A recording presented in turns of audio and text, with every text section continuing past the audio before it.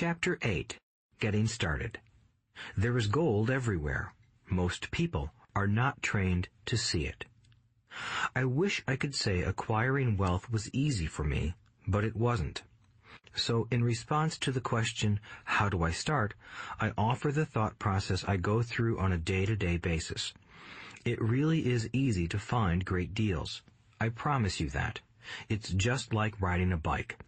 After a little wobbling, it's a piece of cake. But when it comes to money, it takes determination to get through the wobbling. That's a personal thing. To find million-dollar deals of a lifetime requires us to call on our financial genius. I believe that each of us has a financial genius within us. The problem is that our financial genius lies asleep, waiting to be called upon. It lies asleep because our culture has educated us into believing that the love of money is the root of all evil. It has encouraged us to learn a profession so we can work for money, but failed to teach us how to have money work for us. It taught us not to worry about our financial future because our company or the government would take care of us when our working days are over. However, it is our children, educated in the same school system, who will end up paying for this absence of financial education. The message is still to work hard, earn money, and spend it. And when we run short, we can always borrow more. Unfortunately, 90% of the Western world subscribes to the above dogma, simply because it's easier to find a job and work for money. If you are not one of the masses, I offer you the following 10 steps to awaken your financial genius. I simply offer you the steps I have personally followed. If you want to follow some of them, great. If you don't, make up your own. Your financial genius is smart enough to develop its own list. While in Peru, I asked a gold miner of 45 years how he was so confident about finding a gold mine. He replied, "There is gold everywhere. Most people are not trained to see it." And I would say that is true. In real estate, I can go out and in a day come up with 4 or 5 great potential deals, while the average person will go out and find nothing, even looking in the same neighborhood. The reason is that they have not taken the time to develop their financial genius. I offer you the following 10 steps as a process to develop your God-given powers, powers over which only you have control. 1. Find a reason greater than reality, the power of spirit. If you ask most people if they would like to be rich or financially free, they would say yes. But then reality sets in. The road seems too long with too many hills to climb. It's easier to just work for money and hand the excess over to your broker. I once met a young woman who had dreams of swimming for the U.S. Olympic team. The reality was that she had to get up every morning at 4 o'clock to swim for 3 hours before going to school. She did not party with her friends on Saturday night. She had to study and keep her grades up, just like everyone else. When I asked her what fueled her superhuman ambition and sacrifice, she simply said, "I do it for myself and the people I love. It's love that gets me over the hurdles and sacrifices." A reason or a purpose is a combination of wants and don't wants. When people ask me what my reason for wanting to be rich is, I tell them that it is a combination of deep emotional wants and don't wants. I will list a few. First, the don't wants, for they create the wants. I don't want to work all my life. I don't want what my parents aspired for, which was job security and a house in the suburbs. I don't like being an employee. I hated that my dad always missed my football games because he was so busy working on his career. I hated it when my dad worked hard all his life and the government took most of what he worked for at his death. He could not even pass on what he worked so hard for when he died. The rich don't do that. They work hard and pass it on to their children. Now, the wants. I want to be free to travel the world and live in the lifestyle I love. I want to be young when I do this. I want to simply be free. I want control over my time and my life. I want money to work for me. Those are my deep-seated emotional reasons. What are yours? If they are not strong enough, then the reality of the road ahead may be greater than your reasons. I have lost money and been set back many times, but it was the deep emotional reasons that kept me standing up and going forward. I wanted to be free by age 40, but it took me until I was 47, with many learning experiences along the way. As I said, I wish I could say it was easy. It wasn't, but it wasn't that hard either. I've learned that without a strong reason or purpose, anything in life is hard. If you do not have a strong reason, there is no sense listening further. It will sound like too much work. 2. Make daily choices. The power of choice. Choice is the main reason people want to live in a free country. We want the power to choose. Financially, with every dollar we get in our hands, we hold the power to choose our future, to be rich, poor, or middle class. Our spending habits reflect who we are. Poor people simply have poor spending habits. The benefit I had as a boy was that I loved playing Monopoly constantly. Nobody told me Monopoly was only for kids, so I just kept playing the game as an adult. I also had a rich dad who pointed out to me the difference between an asset and a liability. So a long time ago, as a little boy, I chose to be rich, and I knew that all I had to do was learn to acquire assets, real assets. My best friend, Mike, had an asset column handed to him, but he still had to choose to learn to keep it. Many rich families lose their assets in the next generation simply because there was no one trained to be a good steward over their assets. Most people choose not to be rich. For 90% of the population, being rich is too much of a hassle. So they invent sayings that go, "I'm not interested in money. I'll never be rich. I don't have to worry. I'm still young. When I make some money, then I'll think about my future. My husband or wife handles the finances."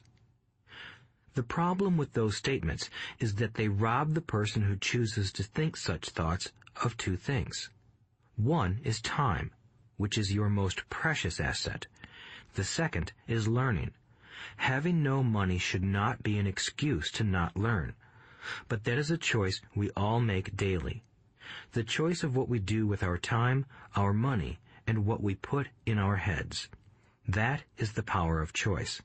All of us have choice. I just choose to be rich, and I make that choice every day.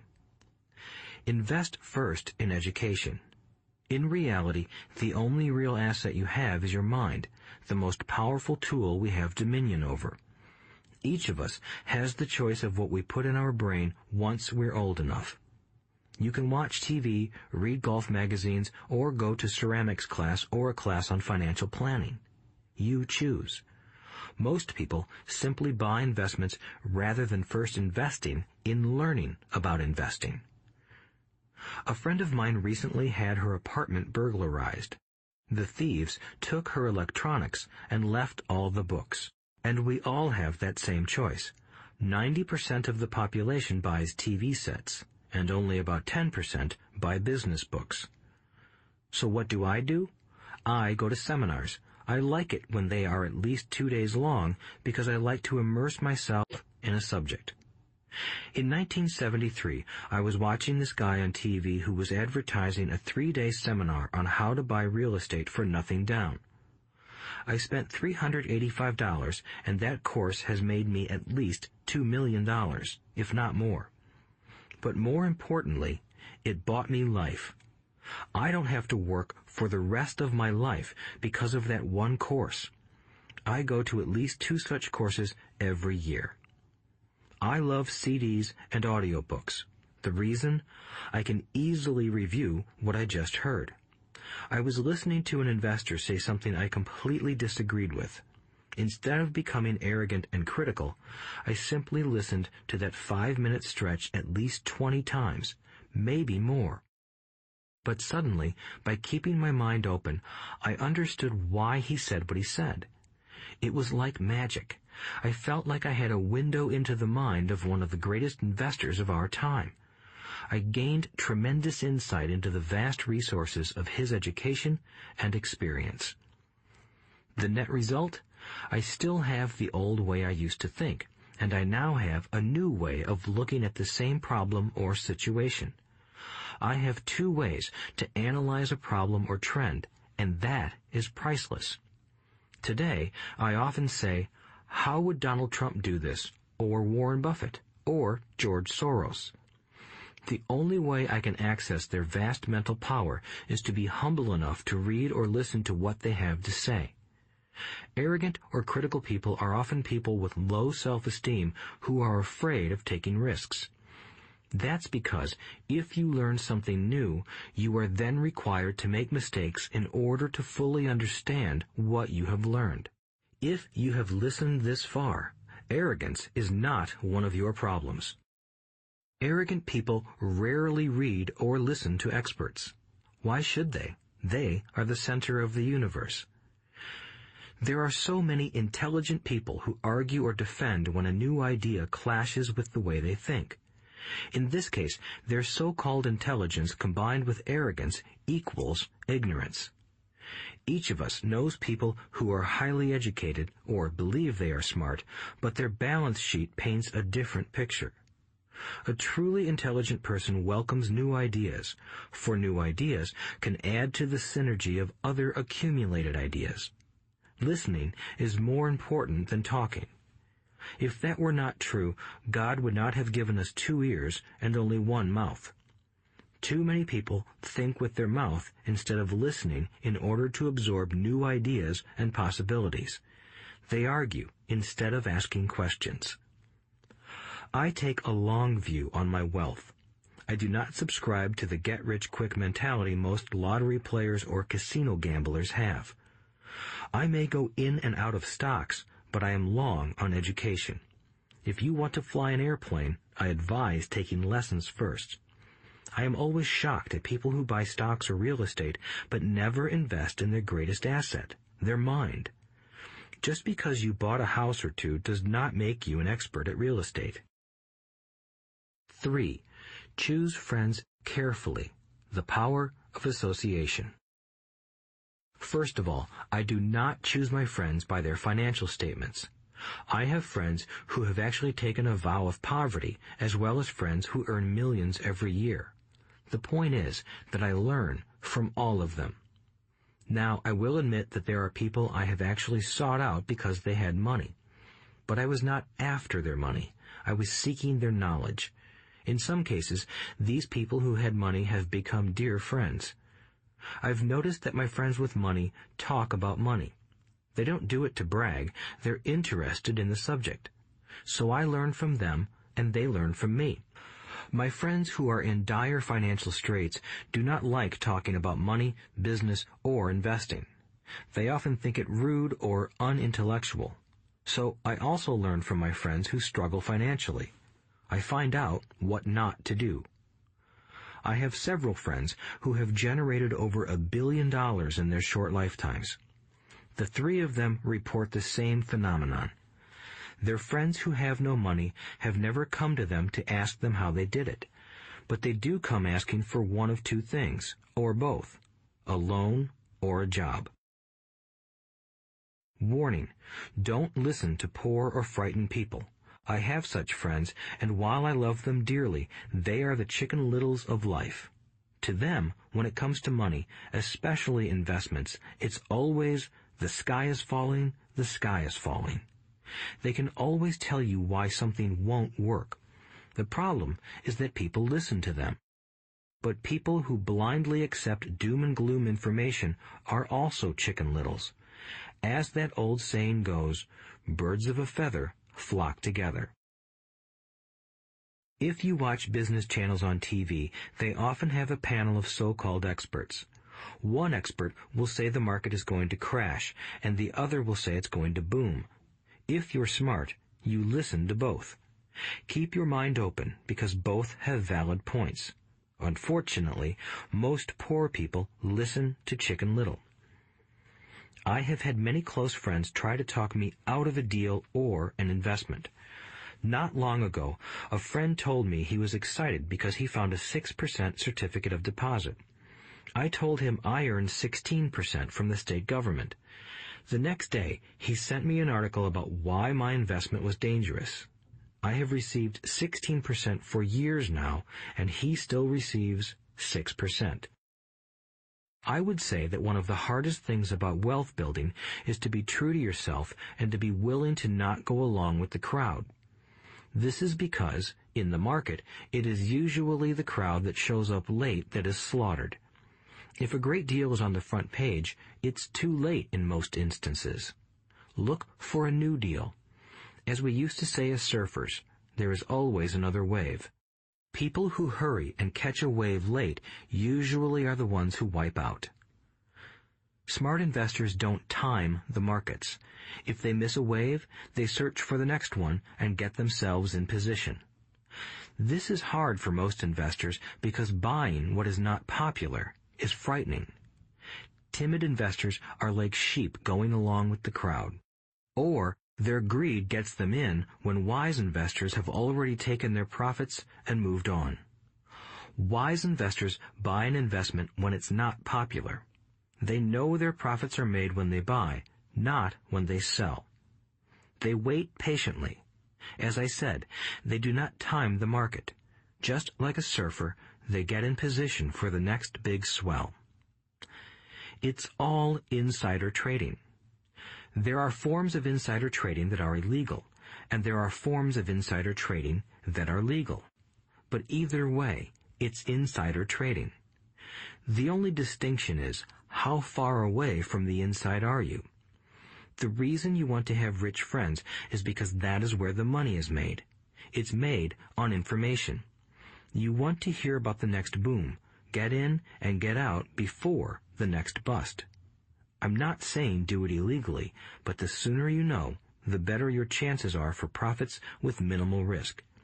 That is what friends are for, and that is financial intelligence. 4. Master a formula and then learn a new one. The power of learning quickly. In order to make bread, every baker follows a recipe, even if it's only held in their head. The same is true for making money. Most of us have heard the saying, "You are what you eat." I have a different slant. I say, you become what you study.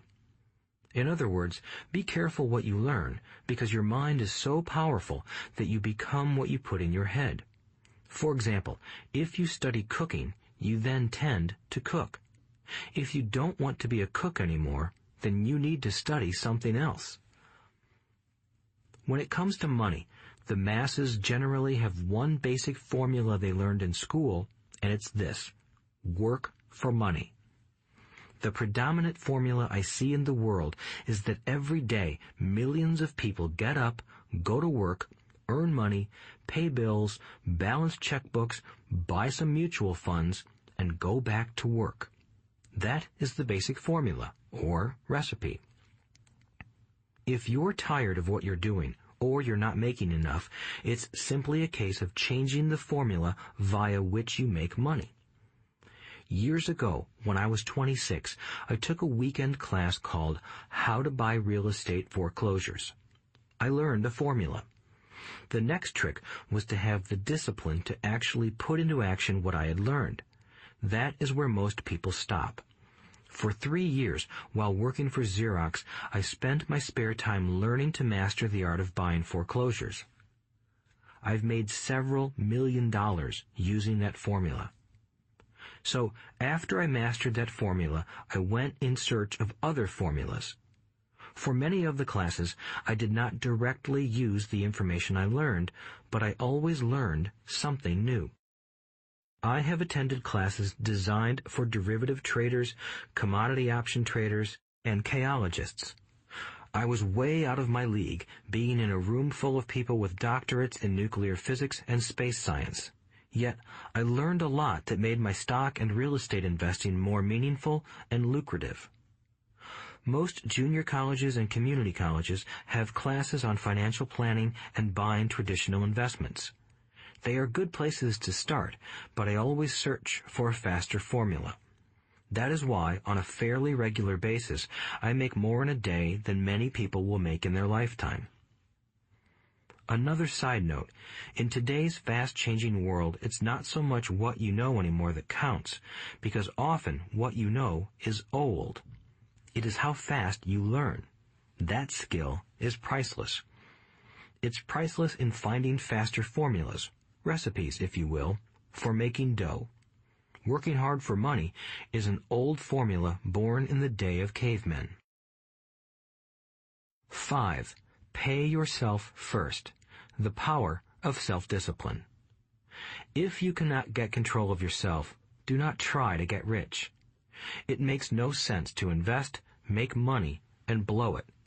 It is the lack of self-discipline that causes most lottery winners to go broke soon after winning millions. It is the lack of self-discipline that causes people who get a raise to immediately go out and buy a new car or take a cruise. It is difficult to say which of the 10 steps is the most important, but of all the steps, this step is probably the most difficult to master if it is not already a part of your makeup. I would venture to say that personal self-discipline is the number one delineating factor between the rich, the poor, and the middle class. Simply put, people who have low self-esteem and low tolerance for financial pressure can never be rich. As I have said, a lesson learned from my rich dad was that the world will push you around. The world pushes people around, not because other people are bullies, but because the individual lacks internal control and discipline. People who lack internal fortitude often become victims of those who have self-discipline. In the entrepreneur classes I teach, I constantly remind people to not focus on their product, service, or widget, but to focus on developing management skills. The 3 most important management skills necessary to start your own business are management of 1. Cash flow, 2. People, 3. Personal time. I would say the skills to manage these 3 apply to anything, not just entrepreneurs. The 3 matter in the way you live your life as an individual or as part of a family, a business, a charitable organization, a city, or a nation. Each of these skills is enhanced by the mastery of self-discipline. I do not take the saying, "pay yourself first," lightly. The statement, "pay yourself first," comes from George Clayton's book, The Richest Man in Babylon. Millions of copies have been sold. But while millions of people freely repeat that powerful statement, few follow the advice. As I said, financial literacy allows one to read numbers, and numbers tell the story. By looking at a person's income statement and balance sheet, I can readily see if people who spout the words, "pay yourself first," actually practice what they preach. In reality, each month, many allocate money to their asset column before they pay their monthly expenses. Although millions of people have read Clayton's book and understand the words, "pay yourself first," in reality, they pay themselves last. Now, I can hear the howls from those of you who sincerely believe in paying your bills first, and I can hear all the responsible people who pay their bills on time. I am not saying be irresponsible and not pay your bills. All I am saying is do what the book says, which is pay yourself first. If you can truly begin to understand the power of cash flow, you will soon realize why 90% of people work hard all their lives and need government support like Social Security when they are no longer able to work. Kim and I have had many bookkeepers, accountants, and bankers who have had a major problem with this way of looking at pay yourself first. The reason is that these financial professionals actually do what the masses do. They pay themselves last. There have been times in my life when, for whatever reason, cash flow was far less than my bills. I still paid myself first. My accountant and bookkeeper screamed in panic. They're going to come after you. The IRS is going to put you in jail. You're going to ruin your credit rating. They'll cut off the electricity. I still paid myself first. Why, you ask? Because that's what the story, The Richest Man in Babylon, was all about. The power of self-discipline and the power of internal fortitude. As my rich dad taught me the first month I worked for him, most people allow the world to push them around. A bill collector calls and you pay or else. A sales clerk says, "Oh, just put it on your charge card." Your real estate agent tells you, "Go ahead. The government allows you a tax deduction on your home." That is what the book is really about. Having the guts to go against the tide and get rich. You may not be weak, but when it comes to money, many people get wimpy.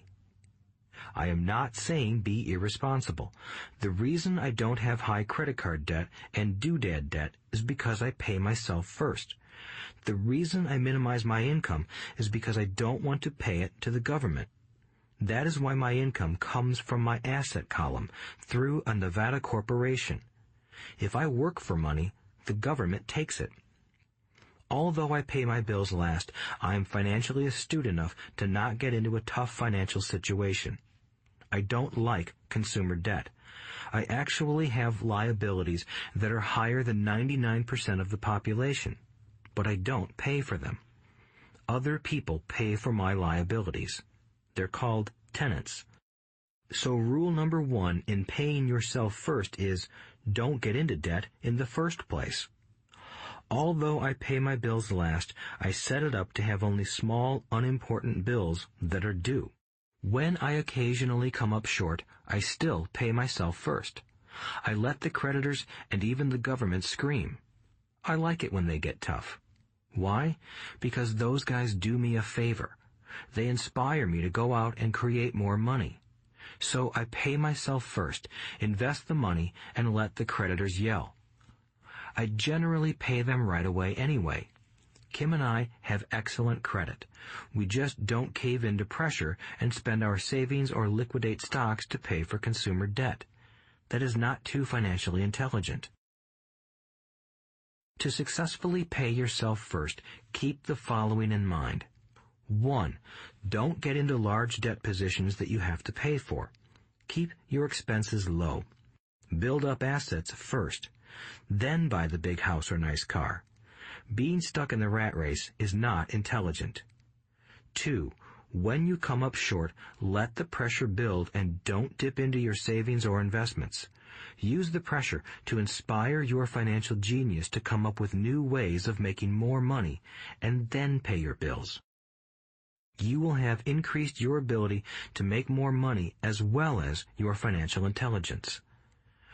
So many times I have gotten into financial hot water and used my brain to create more income while staunchly defending the assets in my asset column. My bookkeeper has screamed and dived for cover, but I was like a good soldier defending the fort. Fort assets. Poor people have poor habits. A common bad habit is innocently called dipping into savings.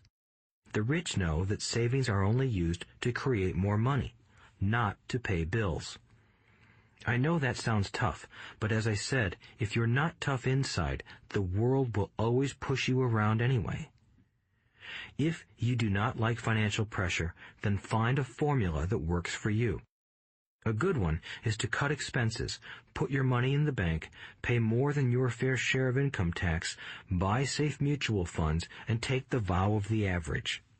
But this violates the pay yourself first rule. This rule does not encourage self-sacrifice or financial abstinence. It doesn't mean pay yourself first and starve. Life was meant to be enjoyed. If you call on your financial genius, you can have all the goodies of life, get rich, and pay bills. And that is financial intelligence. 6. Pay your brokers well. The power of good advice. Sometimes I see people posting a sign in front of their house that says, "For sale by owner." Or I see people on TV claiming to be discount brokers. My rich dad taught me to take the opposite approach. He believed in paying professionals well, and I have adopted that policy also. Today, I have expensive attorneys, accountants, real estate brokers, and stockbrokers. Why? Because if, and I do mean if, the people are professionals, their services should make you money. And the more money they make, the more money I make. We live in the information age. Information is priceless. A good broker should provide you with information as well as take the time to educate you. I have several brokers who do that for me. Some taught me when I had little or no money, and I am still with them today. What I pay a broker is tiny in comparison with what kind of money I can make because of the information they provide. I love it when my real estate broker or stockbroker makes a lot of money because that usually means I made a lot of money. A good broker saves me time in addition to making me money. Like when I bought the vacant land for $9,000 and sold it immediately for over $25,000 so I could buy my Porsche quicker. A broker is my eyes and ears in the market. They're there every day, so I do not have to be. I'd rather play golf. People who sell their house on their own must not value their time much. Why would I want to save a few bucks when I could use that time to make more money or spend it with those I love? What I find funny is that so many poor and middle-class people insist on tipping restaurant help 15 to 20%, even for bad service, but complain about paying a broker 3 to 7%. They enjoy tipping people in the expense column and stiffing people in the asset column. That is not financially intelligent. Keep in mind that not all brokers are created equal. Unfortunately, most brokers are only salespeople. They sell, but they themselves own little or no real estate. There is a tremendous difference between a broker who sells houses and a broker who sells investments. The same is true for stock, bond, mutual fund, and insurance, brokers who call themselves financial planners. When I interview any paid professional, I first find out how much property or stocks they personally own and what percentage they pay in taxes. And that applies to my tax attorney as well as my accountant. I have an accountant who minds his own business. His profession is accounting, but his business is real estate. I used to have an accountant who was a small business accountant, but he had no real estate. I switched because we did not love the same business. Find a broker who has your best interests at heart. Many brokers will spend the time educating you, and they could be the best asset you find. Just be fair, and most of them will be fair to you. If all you can think about is cutting their commissions, then why should they want to help you? It's just simple logic. As I said earlier, one of the management skills is the management of people. Many people only manage people they feel smarter than and they have power over. Many middle managers remain middle managers, failing to get promoted because they know how to work with people below them, but not with people above them.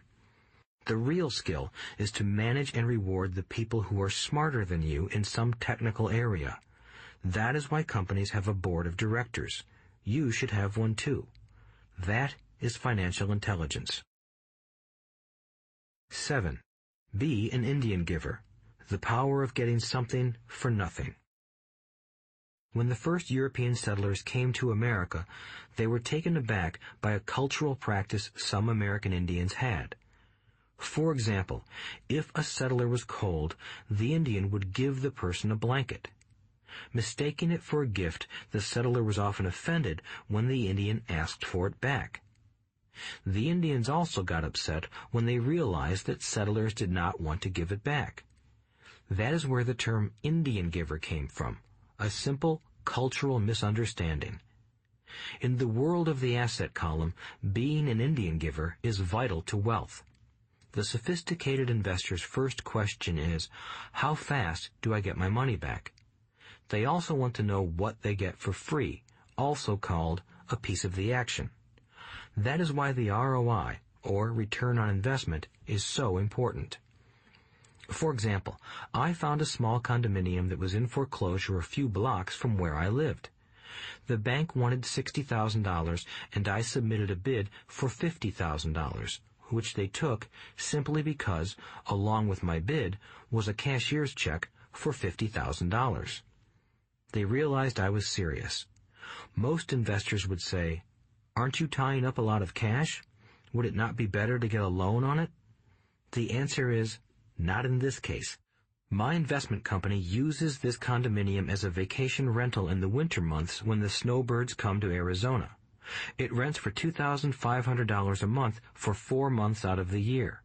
For rental during the off-season, it rents for only $1,000 a month. I had my money back in about 3 years. Now I own this asset, which pumps money out for me, month in and month out. The same is done with stocks. Frequently, my broker calls and recommends I move a sizable amount of money into the stock of a company that he feels is just about to make a move that will add value to the stock, like announcing a new product. I will move my money in for a week to a month while the stock moves up. Then I pull my initial dollar amount out and stop worrying about the fluctuations of the market because my initial money is back and ready to work on another asset. So my money goes in, and then it comes out, and I own an asset that was technically free.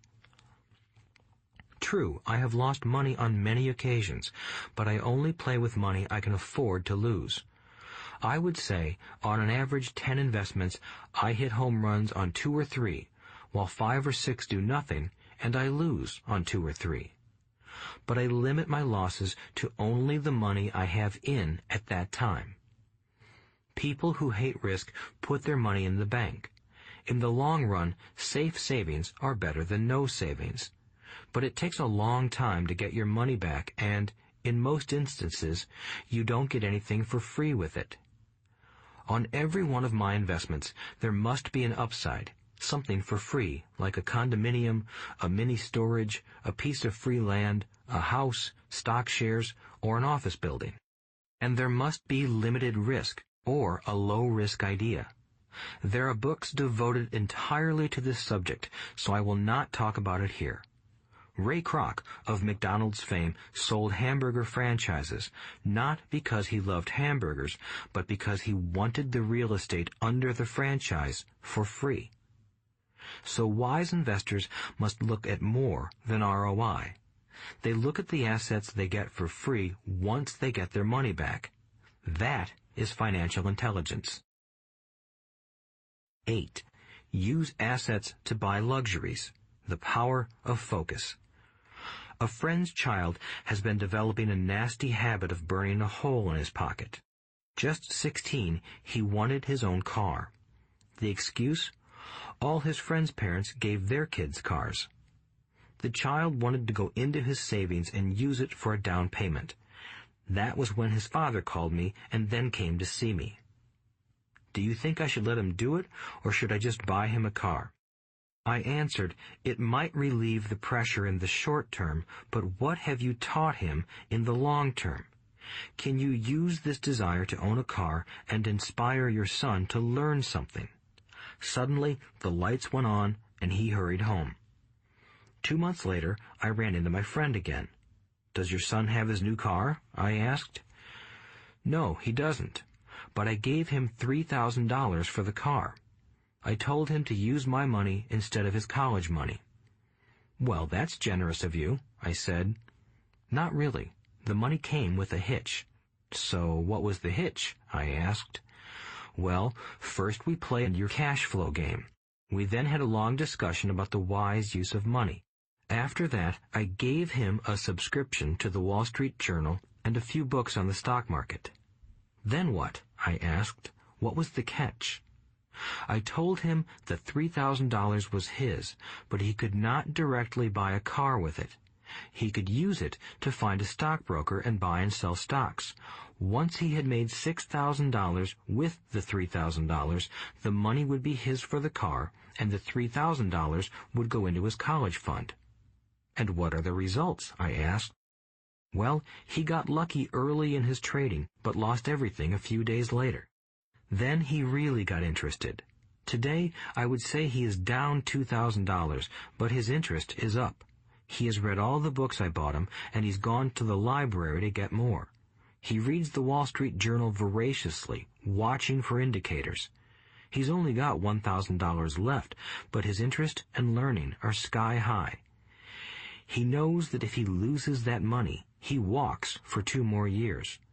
But he does not seem to care. He even seems uninterested in getting a car because he's found a game that is more fun. What happens if he loses all the money? I asked. We'll cross that bridge when we get to it. I'd rather have him lose everything now than wait till he's our age to risk losing everything. And besides, that is the best $3,000 I've ever spent on his education. What he is learning will serve him for life, and he seems to have gained a new respect for the power of money. As I said earlier, if a person cannot master the power of self-discipline, it is best not to try to get rich. I say this because although the process of developing cash flow from an asset column is easy in theory, what's hard is the mental fortitude to direct money to the correct use. Due to external temptations, it is much easier in today's consumer world to simply blow money out the expense column. With weak mental fortitude, that money flows into the paths of least resistance. That is the cause of poverty and financial struggle. The following example illustrates the financial intelligence needed to direct money to make more money. If we give 100 people $10,000 at the start of the year, I believe that at the end of the year, 80 would have nothing left. In fact, many would have created greater debt by making a down payment on a new car, refrigerator, electronics, or a holiday. 16 would have increased that $10,000 by 5 to 10%. 4 would have increased it to $20,000 or into the millions. We go to school to learn a profession so we can work for money. It is my opinion that it's just as important to learn how to have money work for you. I love my luxuries as much as anyone else. The difference is I don't buy them on credit. It's the keep up with the Joneses trap. When I wanted to buy a Porsche, the easy road would have been to call my banker and get a loan. Instead of choosing to focus in the liability column, I chose to focus in the asset column. As a habit, I use my desire to consume to inspire and motivate my financial genius to invest. Too often today, we focus on borrowing money to get the things we want instead of focusing on creating money. One is easier in the short term, but harder in the long term. It's a bad habit that we as individuals and as a nation have gotten into. Remember, the easy road often becomes hard, and the hard road often becomes easy. The earlier you can train yourself and those you love to be masters of money, the better. Money is a powerful force. Unfortunately, people use the power of money against themselves. If your financial intelligence is low, money will run all over you. It will be smarter than you. If money is smarter than you, you will work for it all your life. To be the master of money, you need to be smarter than it. Then money will do as it is told. It will obey you. Instead of being a slave to it, you will be the master of it. That is financial intelligence. 9. Choose heroes. The power of myth. When I was a kid, I greatly admired Willie Mays, Hank Aaron, and Yogi Berra. They were my heroes, and I wanted to be just like them. I treasured their baseball cards. I knew their stats, the RBIs, the ERAs, their batting averages, how much they got paid, and how they came up from the minor leagues. As a 9-year-old kid, when I stepped up to bat or played first base or catcher, I wasn't me. I pretended I was a famous baseball player. It's one of the most powerful ways we learn, and we often lose that as adults. We lose our heroes. Today, I watch young kids playing basketball near my home. On the court, they're not little Johnny. They're pretending to be their favorite basketball hero. Copying or emulating heroes is true power learning. I have new heroes as I grow older.